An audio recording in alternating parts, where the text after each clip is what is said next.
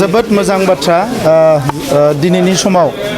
गोबां लाइमोनफ्रा राजखान्थियाव खामानि मावनो होना ओंखारबोदों आरो दिनै अदालगुरियाव गोबां बुरजा बर' माहारिनि आरो गुबुन गुबुन माहारिनि लाइमोनफ्रा जायफोरा कलेज फरायखांबाय इउनिभार्सिटि फरायखांबाय जायफोरानोखि गोबाव सम जाबाय फरायनो गारनाय बिसोरो जोंनि दोलोआव जइन जाफैदों आङो बिथांमोनजों सावरायदों आरो बिथांमोनखौ बरायदों जोंनि लाइमोनफ्रा बयबो जुदि बाहागो लायोब्ला जोङो जोंनि ओनसोलखौ सोलायनो हागोन जोंनि समाजखौ सोलायनो हागोन आरो बयबो हास्थायनाय बायदियै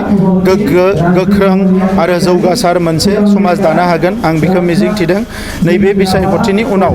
जोङो बिटिआरआव मोजां इयुथ कनफारेन्स खुंगोन जेरावनोखि हाजार हाजार लाइमोनफोरखौ लानानै आं गावबो प्रेजेन्ट थागोन आरो बिथांमोननि हास्थायनाय लुबैनाय बोरैहाय सोलायजानो लुबैयो बे बाथ्राफोरखौ बिथांमोनजों सावरायगोन आरो दरं उदालगुरियाव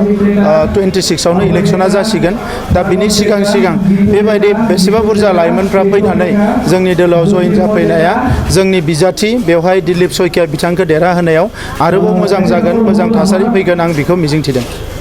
फैबाय थानाय समाव बिथांमोननि थाखाय मा राहा लागोन जोंनि लाइमोनफ्रा गोबां गुबुन गुबुन खामानि मावनो गोरों बिथांमोना स्किलखा बिथांमोननि गोसोआव गोबां माखासे डिजाइन थायो आरो बे खोथाफोरखौनो लानानै आं बिथांमोनजों सावरायगोन आरो गासै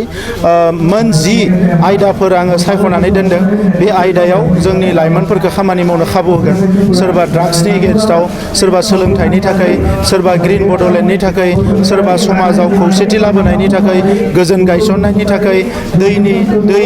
दैनि जेंनाखौ फोजोबनो थाखाय गुबुन गुबुन रोखोमनि जेंना दङ बेफोराव खामानि मावनो थाखाय आङो इयुथफोरखौ खाबु होगोन